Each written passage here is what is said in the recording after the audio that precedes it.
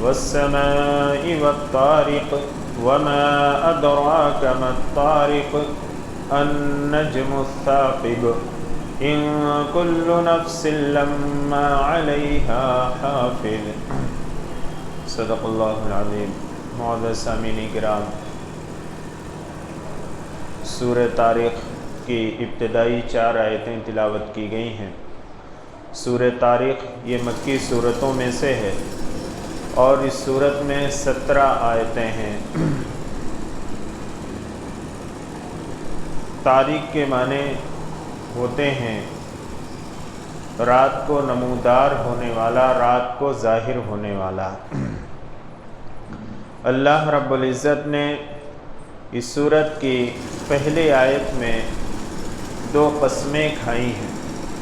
اللہ تعالیٰ فرماتے ہیں والسماء والطارق،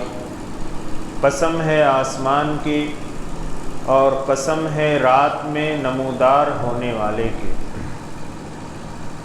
یہ 2 قسمیں کھانے کے بعد اللہ تعالیٰ فرماتے ہیں وما ادراک ما الطارق،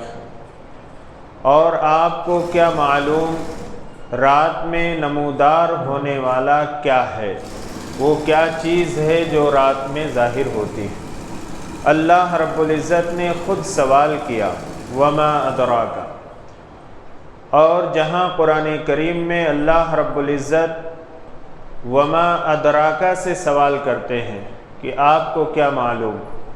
اس کا جواب خود اللہ رب العزت ہی دیتے ہیں۔ اور جہاں قرآن کریم میں اللہ تعالیٰ نے وما یدریکا سے سوال کیا ہے، اس کے معنی بھی یہی ہیں کہ آپ کو کیا معلوم، وہاں اللہ رب العزت اس کا جواب نہیں دیتے۔ قرآن کریم میں اللہ تعالیٰ نے فرمایا وما یدریکا لعل الساعۃ تکون قریبا، اور آپ کو کیا معلوم شاید قیامت کا دن قریب ہو۔ اللہ تعالیٰ نے یہ تو بتلایا، وما یدریکا سے سوال ہوا، لیکن یہ تو بتلایا کہ قیامت کا دن قریب ہے، لیکن کس سال آئے گی، کس مہینے میں آئے گی، کس تاریخ میں آئے گی،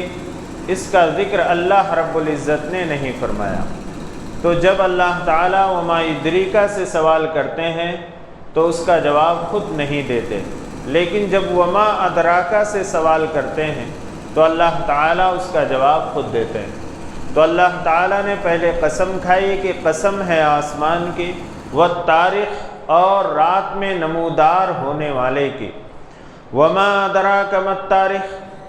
اور آپ کو کیا معلوم کہ وہ رات میں نمودار ہونے والی چیز کیا ہے۔ اور اس طریقے سے سوال کرنا یہ اس چیز کی اہمیت اور اس کی عظمت کو بتلانے کے لیے اللہ تعالیٰ سوال کرتے ہیں۔ پھر اللہ تعالیٰ نے جواب دیا النجم الثاقب، وہ ایک چمکتا ہوا ستارہ ہے۔ طارق ایک چمکتا ہوا روشن ستارہ ہے۔ اب طارق صرف ایک ستارہ اس سے مراد نہیں ہے، بلکہ وہ ستارے جو بے شمار ہیں اور جو رات میں چمکتے ہیں، روشن رہتے ہیں۔ دن میں وہ روشن نہیں رہتے، ان کی روشنی ہمیں معلوم نہیں ہوتی، لیکن رات میں وہ ستارے چمکتے ہیں، روشن رہتے ہیں، اور بے شمار ستارے ہیں، اربوں کھربوں، اس کی کوئی انتہا نہیں، اس کو کوئی شمار نہیں کر سکتا، اتنے ستارے اللہ تعالیٰ نے اس کائنات کے اندر رکھے ہیں۔ اور ان ستاروں میں جو سیارے ہیں، جو بہت بڑے بڑے سیارے ہیں، اور یہ گردش کرتے ہیں، یہ دوڑتے ہیں، لیکن آج تک کوئی سیارہ ایک دوسرے سیارے سے ٹکرایا نہیں، وہ ٹکراتا نہیں ہے۔ اللہ رب العزت کا کیسا مضبوط نظام ہے جو اس کائنات کے اندر چل رہا، اور ان بڑے سیاروں کے مقابلے میں اس زمین جو بڑی وسیع عریض ہے، جو پھیلی ہوئی ہے، یہ زمین اس سیاروں کے مقابلے میں، ایک سیارے کے مقابلے میں اس زمین کی حیثیت ایک ذرے کے برابر ہے۔ یہ جو زمین ہے جس پہ ہم رہتے ہیں اور جو ہماری نگاہوں تک، ہماری حد نگاہ، وہاں تک ہماری نگاہ ہی نہیں پہنچ سکتی، وہاں تک پھیلی ہوئی ہے، یہ زمین اس سیارے کے مقابلے میں ایک ذرے کی حیثیت رکھتی۔ اس زمین کی حیثیت ایسی ہے کہ جیسے پانی کا ایک قطرہ سمندر کے مقابلے میں کوئی حیثیت نہیں رکھتا، ایسی ہی یہ ہماری زمین، ایسے بڑے بڑے سیارے اللہ رب العزت نے اس کائنات کے اندر رکھے ہیں، اور یہ سیارے ان کے چلنے کا ایک مدار ہے، ایک راستہ ہے، اس راستے کے اوپر چلتے ہیں اور یہ آپس میں ٹکراتے نہیں۔ اس کو کوئی جو ہے کسی سروسنگ کی ضرورت نہیں پڑتی، اس میں کوئی خرابی نہیں آئی، یہ اللہ رب العزت نے اس کائنات کے اندر ایسے سیارے رکھے۔ تو اللہ تعالیٰ فرماتے ہیں قسم ہے آسمان کے اور قسم ہے رات میں نمودار ہونے والے کے، وما ادراک ما الطارق۔ پھر اللہ تعالیٰ سوال کرتے ہیں کہ رات میں نمودار ہونے والی چیز کیا ہے؟ اللہ تعالیٰ اس کا جواب دیتے ہیں النجم الثاقب، وہ چمکتا ہوا ستارہ ہے۔ ان کل نفس لما علیہا حافظ، کوئی نفس، کوئی انسان ایسا نہیں ہے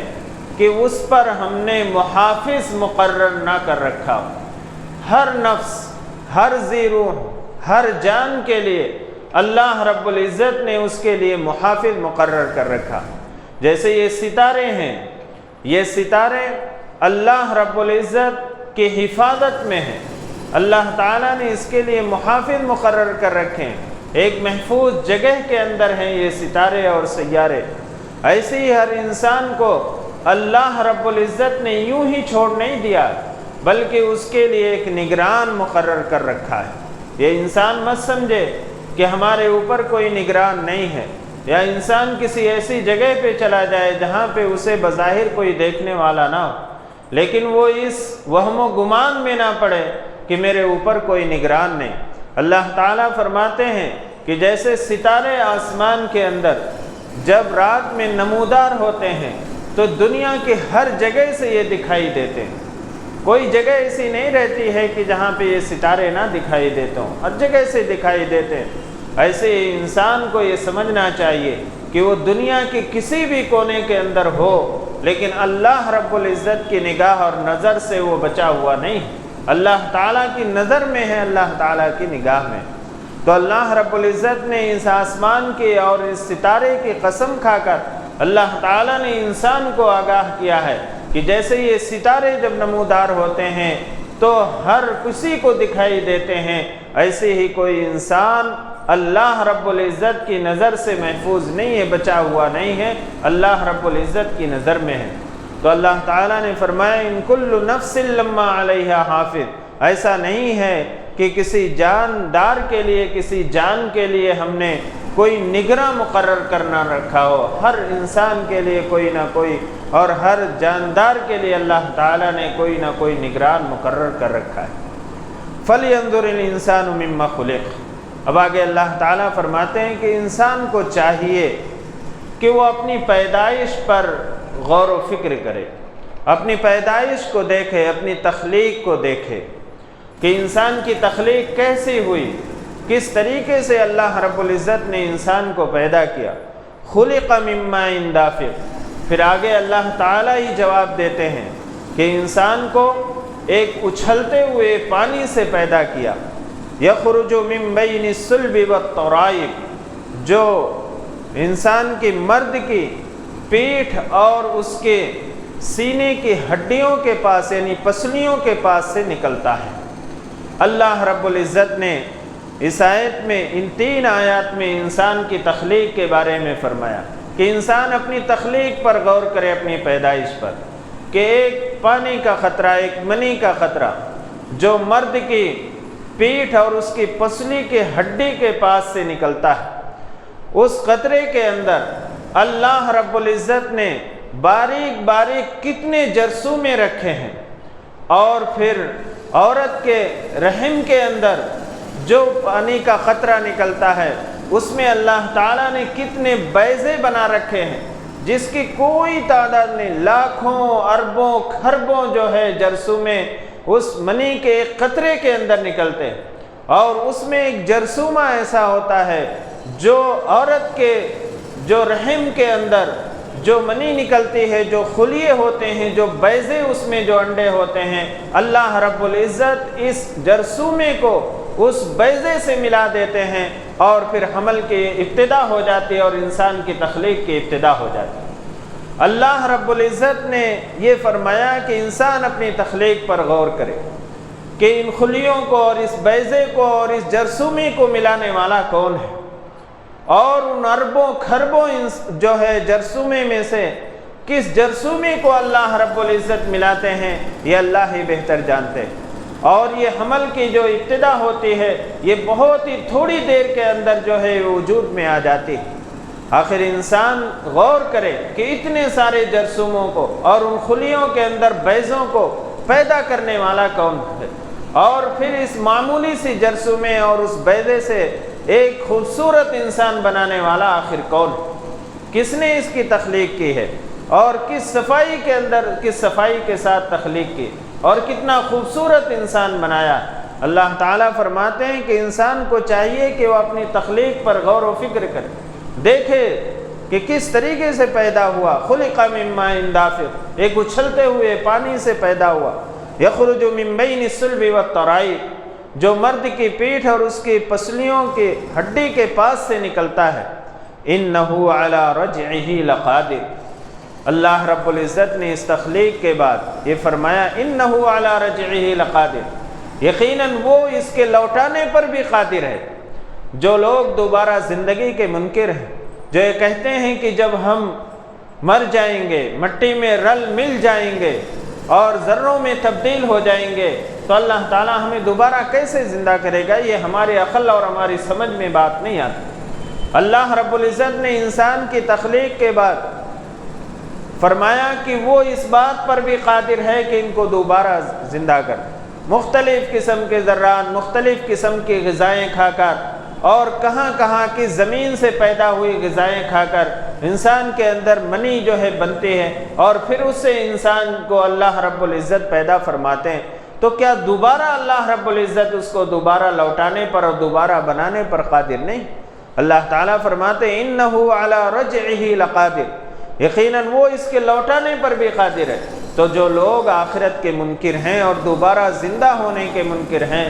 ان لوگوں کو اپنی تخلیق پر، اپنی پیدائش پر غور و فکر کرنا چاہیے۔ اور اللہ رب العزت تو ضد کو ضد سے پیدا کر دیتا ہے، یخرج الحی من المیت ویخرج المیت من الحی، وہ زندے سے مردے کو نکالتا ہے، یعنی مرغے سے انڈے کو نکالتا ہے اور مردے سے زندہ کو نکالتا ہے، یعنی انڈے سے جو ہے مرغی کو پیدا کر دیتا ہے، جاندار چیز پیدا کر دیتا ہے۔ وہ تو ضد کو ضد سے پیدا کرنے پر اور تخلیق کرنے پر قادر ہے، تو اللہ رب العزت کو دوبارہ پیدا کرنا کچھ بھی مشکل اور محال نہیں ہے۔ جو لوگ اس وہم و گمان کے اندر مبتلا ہیں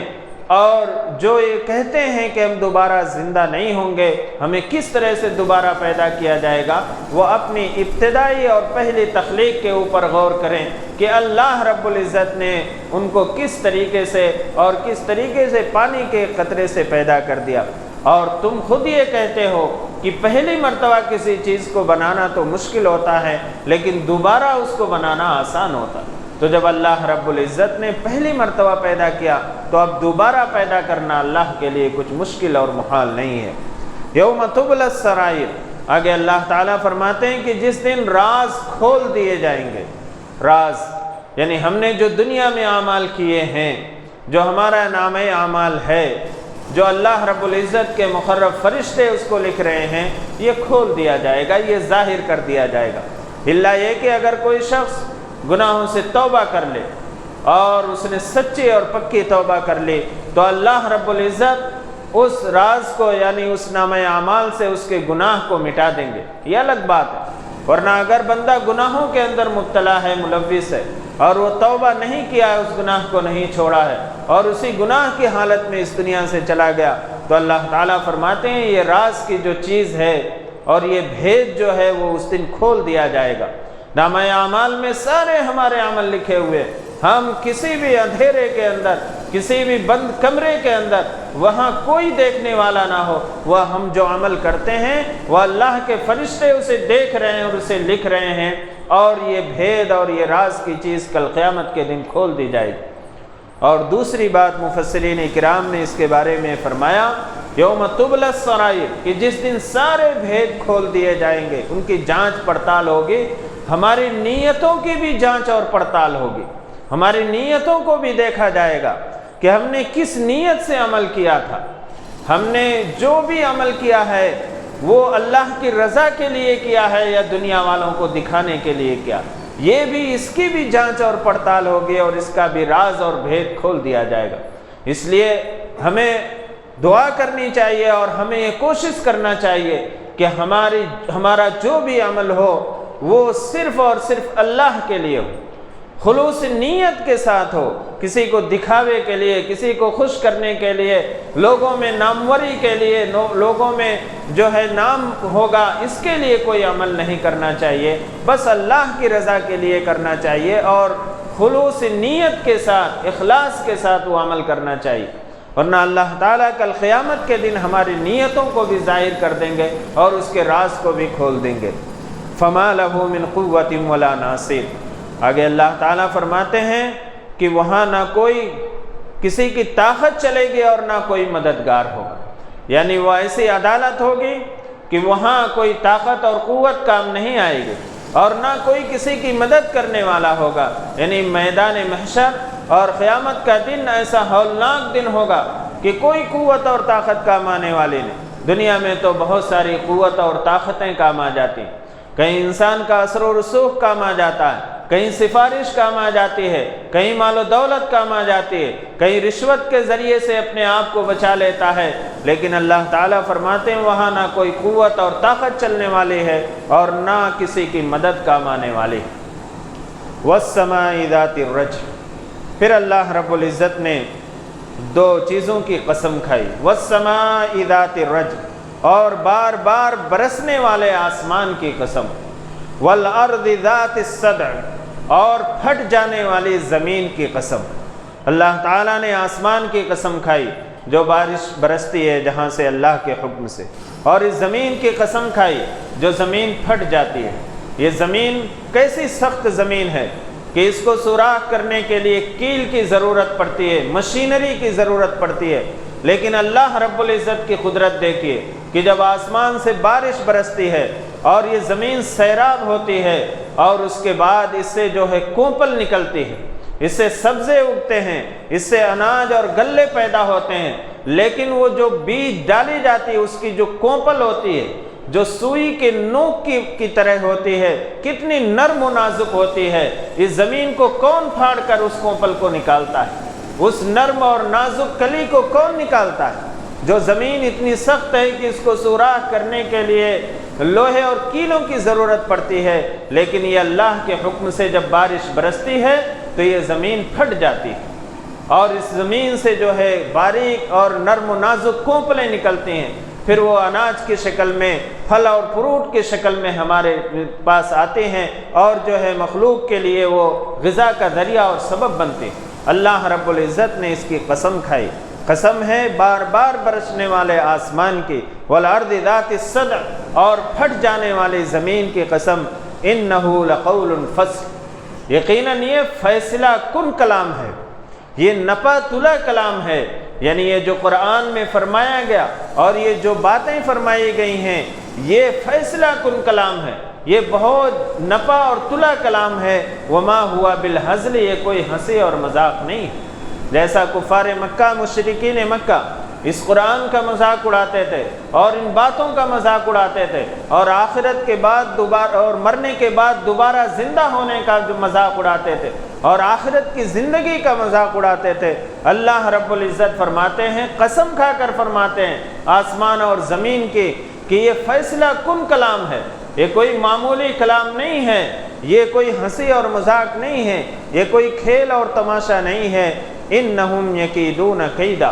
اللہ تعالیٰ فرماتے ہیں کہ وہ چالیں چلتے ہیں، یعنی کفار و مشرکین اسلام کو مٹانے کے لیے اور جناب محمد رسول اللہ صلی اللہ علیہ وسلم کی نبوت و رسالت کو اور اس قرآن کو جھوٹا ثابت کرنے کے لیے وہ لوگ چالیں چلتے تھے، تدبیریں کرتے تھے۔ اللہ تعالیٰ نے خود قرآن کریم کے اندر فرمایا وَمَكَرُوا وَمَكَرَ اللَّهُ وَاللَّهُ خَيْرُ الْمَاكِرِينَ، کہ یہ تدبیریں کرتے ہیں اور اللہ بھی تدبیر کرتا ہے اور اللہ بہترین تدبیر کرنے والا ہے۔ تو اللہ تعالیٰ نے اس آیت میں فرمایا کہ یہ قرآن کے خلاف اسلام کے خلاف، جناب محمد رسول اللہ صلی اللہ علیہ وسلم کے خلاف یہ لوگ چالیں چلتے ہیں، وَأَكِيدُ كَيْدًا، اور میں بھی تدبیریں کرتا ہوں۔ فَمَهِّلِ الْكَافِرِينَ أَمْهِلْهُمْ رُوَيْدًا، اللہ تعالیٰ فرماتے ہیں تو ان انکار کرنے والوں کو چھوڑ دیجئے، ذرا مہلت دے دیجئے، امہلہم رویدا، چند دنوں کی، چند لمحوں کی ان کو مہلت دے دیجئے، پھر میری پکڑ بڑی سخت ہے۔ یعنی اللہ رب العزت جب پکڑنے پہ آ جائیں گے تو ان کو کوئی بچانے والا نہیں ہوگا۔ اللہ رب العزت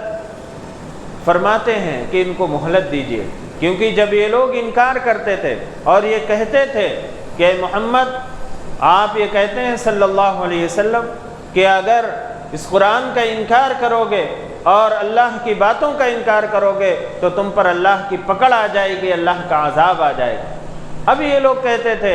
کہ کہاں ہے وہ عذاب، ہم تو اللہ کا انکار کرتے ہیں، ہم اس قرآن کو جھوٹا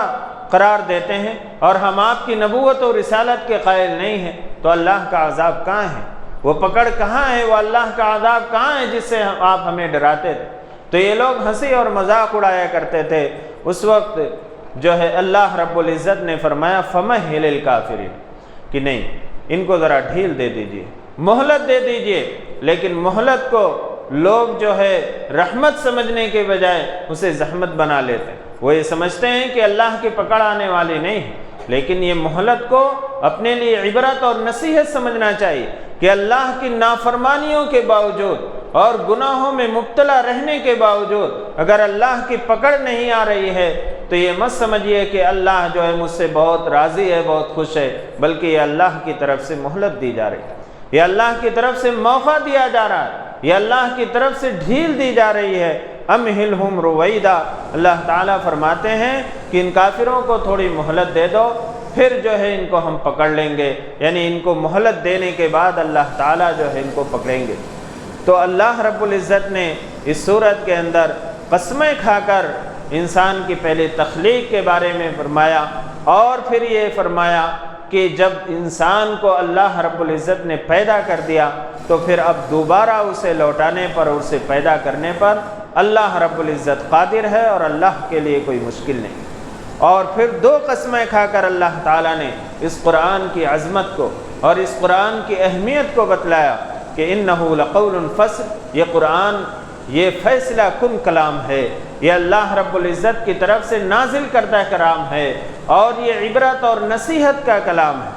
اور اس کلام کو پڑھنا چاہیے اور اس کو سمجھنا چاہیے اور اس کے مطابق زندگی گزارنا چاہیے۔ جناب محمد رسول اللہ صلی اللہ علیہ وسلم نے ایک موقع پر فرمایا، حضرت علی رضی اللہ تعالیٰ عنہ فرماتے ہیں، ترمذی کی روایت ہے کہ اللہ کے نبی صلی اللہ علیہ وسلم نے فرمایا کہ یہ قرآن، اس میں پہلے قوموں کے واقعات اور ان کے قصے ہیں، اور تمہارے بعد آنے والے حالات کی اطلاع دی گئی ہے، یعنی مرنے کے بعد جو زندگی ہوگی اور مرنے کے بعد کیا ہوگا، اس کائنات کے ختم ہونے کے بعد کیا ہوگا، تمہارے بعد آنے والے واقعات اور حالات کی بھی اطلاع دی گئی ہے۔ اور فرمایا اللہ کے نبی صلی اللہ علیہ وسلم نے کہ اگر کوئی ظالم اور جابر اس قرآن کو چھوڑ دے گا تو وہ اللہ کی پکڑ سے بچنے والا نہیں ہے، اگر دنیا میں نہ پکڑا گیا تو آخرت میں وہ پکڑا جائے گا۔ اور جس نے اس قرآن کے علاوہ کسی اور ذریعے سے ہدایت حاصل کرنے کی کوشش کی تو اللہ اسے گمراہ کر دے گا، وہ گمراہ ہو جائے گا۔ یعنی ہدایت ملے گی تو اس قرآن سے ملے گی، اس قرآن ہی کے ذریعے سے ہدایت ملے گی، اس قرآن کے علاوہ کسی اور ذریعے سے ہدایت ملنے والی نہیں ہے۔ اس لیے اللہ تعالیٰ نے فرمایا کہ یہ قرآن فیصلہ کن کلام ہے، کتاب ہے، وما ہوا بالہزل، اور یہ کوئی ہنسی اور مذاق نہیں ہے، یہ کوئی کھیل اور تماشے کی کتاب نہیں ہے۔ اسے قرآن کی عظمت کو بتلایا۔ اللہ رب العزت سے دعا ہے اللہ تعالیٰ ہم سب کو قرآن کی اہمیت اور عظمت اور سمجھنے کی توفیق عطا فرمائے، اور قرآن کریم پڑھنے، سمجھنے اور اس کے مطابق زندگی گزارنے والا بنائے۔ الحمدللہ رب العالمین، والصلاة والسلام علی سید الانبیاء والمرسلین محمد وعلی آلہ واصحابہ اجمعین۔ یا حی یا قیوم یا ودود یا ذو العرش المجید یا فعال لما یرید، یا ارحم الراحمین، ہماری خطاؤں کو معاف فرما دیجئے، یا ارحم الراحمین ہمارے صغیرہ کبیرہ گناہوں کو معاف فرما دیجیے۔ یا ارحم الراحمین ہم گنہگار خطاوار قصوروار بندے ہیں۔ یا ارحم الراحمین آپ بڑی بڑی خطاؤں کو معاف فرمانے والے ہیں۔ یا ارحم الراحمین ہم سب کی خطاؤں کو لغزشوں کو درگزر فرما دیجیے۔ یا ارحم الراحمین جو بیمار ہیں انہیں شفاء کاملہ عاجلہ دائمہ مستمرہ عطا فرمائیے۔